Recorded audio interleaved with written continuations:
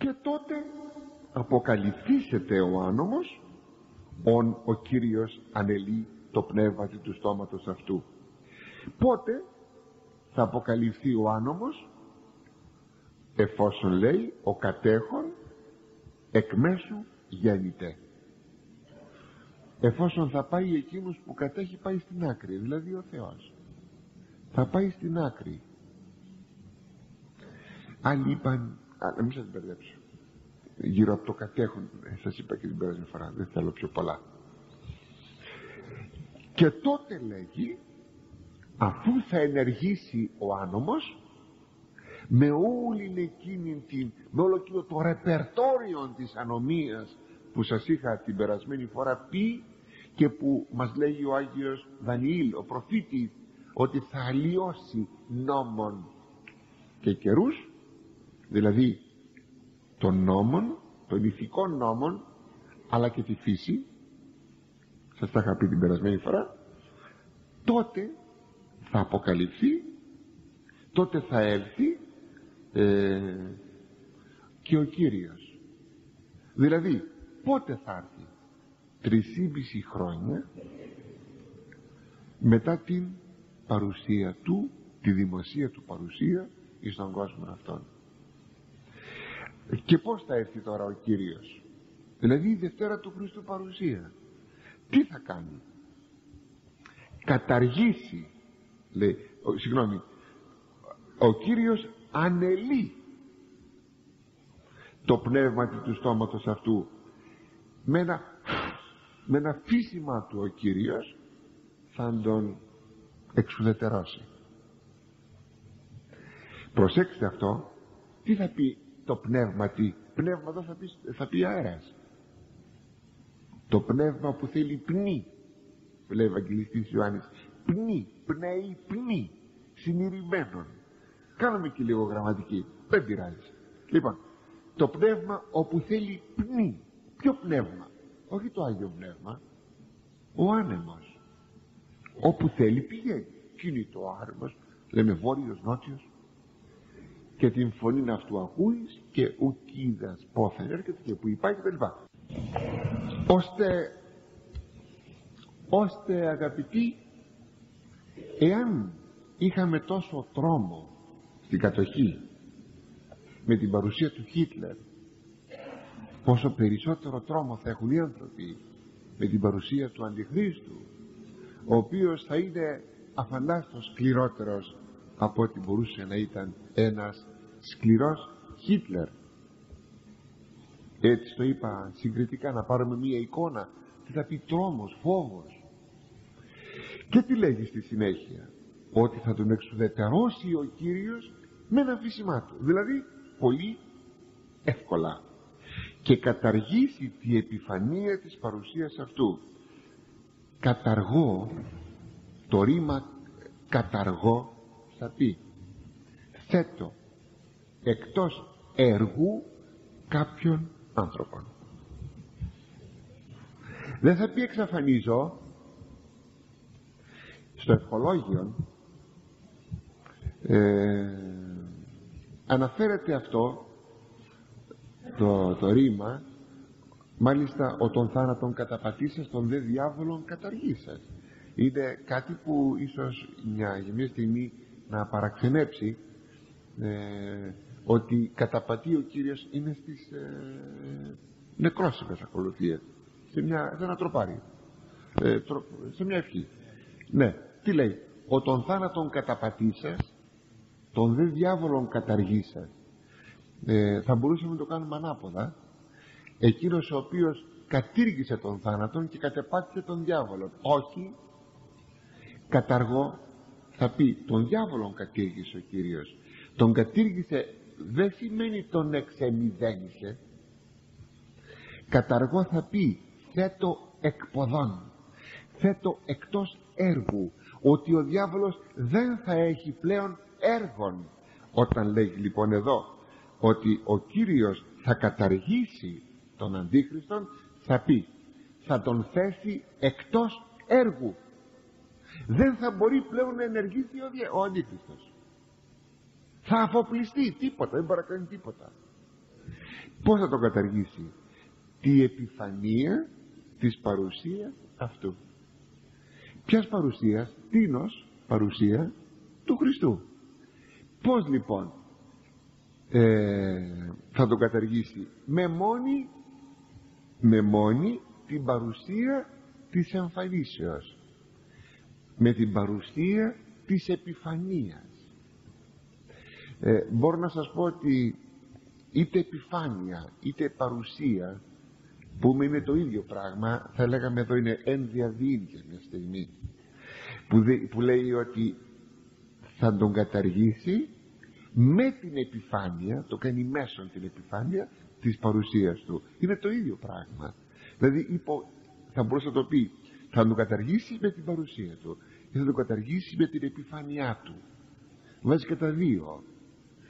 Και εδώ είναι γνωστό ότι ο Χριστός λέγεται ότι θα έρθει κατά τη Δευτέρα του παρουσία ή κατά τη Δευτέρα του επιφάνεια. Ποια είναι η πρώτη επιφάνεια? Όταν ήρθε στον κόσμο ένας άνθρωπος. Και τα δύο, παρουσία και επιφάνεια, χρησιμοποιούνται από την Καινή Διαθήκη και δηλώνουν τη Δευτέρα παρουσία, τη Δευτέρα επιφάνεια του Χριστού, των δεύτερων ερχομών του Χριστού, ώστε θα έρθει ο Χριστός.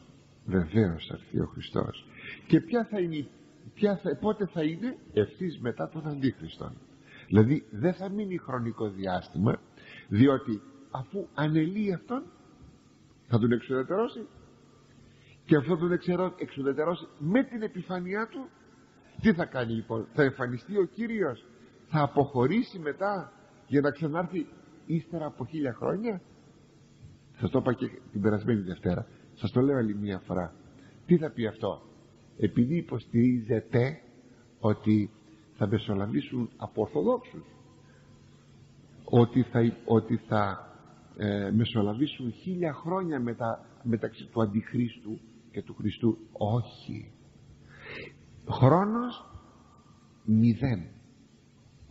Χρόνος 0. Το βλέπετε πιο καθαρά από καθαρά. Διότι αν έρθει ο Χριστός, λέει τι επιφανία, με τη Δευτέρα του παρουσία, θα το πάλι μία φορά, τον καταργεί τον Αντιχριστόν και μετά εξαφανίζεται, αφού έχουμε τη Δευτέρα του παρουσία. Τέλειωσε η ιστορία, τέλειωσε ο κόσμος. Είναι πάρα πολύ απλό. Ου εστίν η παρουσία κατ' ενέργεια του σατανά εν πάση δυνάμει και θυμής και τέραση ψεύδους. Τώρα αυτό το δεύτερο παρουσία, τίνος παρουσία? Του Αντιχρίστου, του οποίου η παρουσία είναι κατ' ενέργεια του σατανά, με κάθε δύναμη του σατανά και με κάθε ενέργεια του σατανά. Βλέπετε λοιπόν, έχουμε 2 φορές τη λέξη παρουσία κοντά. Η μία αναφέρεται στην παρουσία του Χριστού και η άλλη αναφέρεται στην παρουσία του Αντιχρίστου, του οποίου λοιπόν την παρουσία θα καταργήσει ο Κύριος και ο οποίος Αντίχριστος θα ενεργεί, θα λέγαμε, με την δύναμη του σατανά. Εδώ να μείνω λίγο. Κατ' ενέργεια του σατανά εν πάση δυνάμει και σημείες και τέραση ψεύδους, ώστε σαφέστατα δεν έχουμε ενανθρώπιση του σατανά, αλλά έχουμε πλήρη άνθρωπο, το λέγαμε και την περασμένη Δευτέρα, ο οποίος θα ενεργεί με όλη τη δύναμη του σατανά. Αυτό θα πει εν πάση δυνάμει και κατ' ενέργεια. Διαλογαριασμό του σατανά με την ενέργεια του σατανά και με τη δύναμη του σατανά. Και όχι ότι ο σατανάς θα γίνει άνθρωπος. Και τι θα κάνει? Θα κάνει σημεία και τέρατα ψεύδους.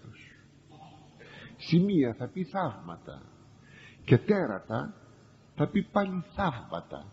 Το τέρας του τέρατος, δηλαδή κάτι το τεράστιο, κάτι το μεγάλο, κάτι το καταπληκτικό, κάτι το εκθαμβωτικό.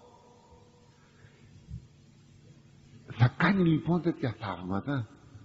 Ναι, Το λέγει ο Λόγος του Θεού, το λέγει ο Απόστολος Παύλος. Θα κάνει θαύματα, αλλά θα είναι θαύματα ψεύδους. Τι θα πει ψεύδους? Κατ' επίφαση.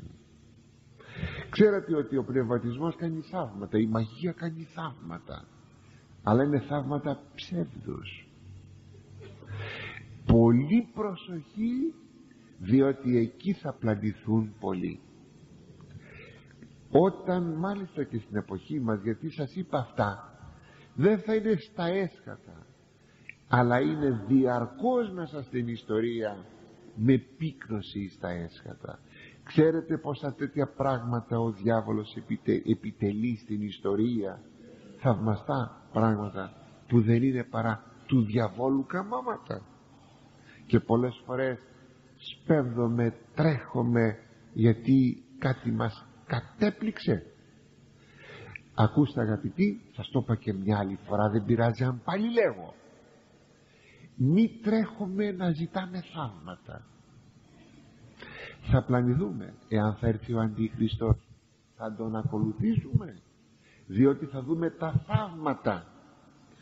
Εγώ πιστεύω στα θαύματα, όχι του Ευαγγελίου μόνο, αλλά και στα θαύματα των Αγίων, και θαύματα γίνονται διαρκώς.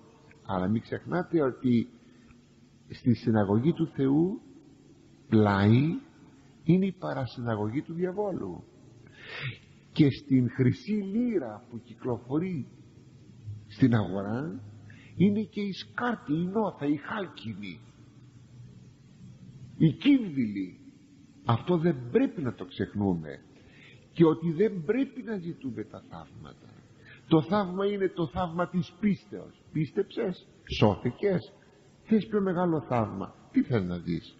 Σας είχα πει και την ψυχολογία του πράγματος, ότι πολλές φορές αναζητούμε το θαύμα για να βεβαιωθούμε για εκείνο που πιστεύουμε. Άρα λοιπόν έχουμε απιστία, διότι αν ζητούμε ένα τεκμήριο, είναι σαν να μας λέει ο άλλος, ξέρεις, θα σου έχω μια επιταγή για σένα 1.000 λιρών. Χαιρόμαστε, αλλά του λέμε για να τη δω, γιατί δυσπιστούμε. Για να τη δω, να τη δω γραμμένη. Αυτό είναι πιστία. Σημαίνει θέλω μια βεβαίωση. Έτσι, αν υπάρχει μέσα μας υποσυνείδητα η αναζήτηση του θαύματος, δεν είναι παρά γιατί υπάρχει υποσυνείδητα η απιστία. Προσέξατε το. Εκείνοι οι οποίοι αναζητούν το θαύμα θα αποδεχθούν τα θαύματα του Αντιχρίστου. Προσέξατε το. Το τονίζομαι και το υπογραμμίζομαι. Η Εκκλησία ειδοποιεί. Χωρίς να σημαίνει, το ξαναλέω μην τυχόν παρεξηγηθώ, χωρίς να σημαίνει ότι οι Άγιοι δεν κάνουν θαύματα, δεν επιτελεί ο Χριστός μέσα στην ιστορία θαύματα, και η Εκκλησία δεν κάνει θαύματα. Χωρίς αυτό να σημαίνει ότι δεν γίνονται.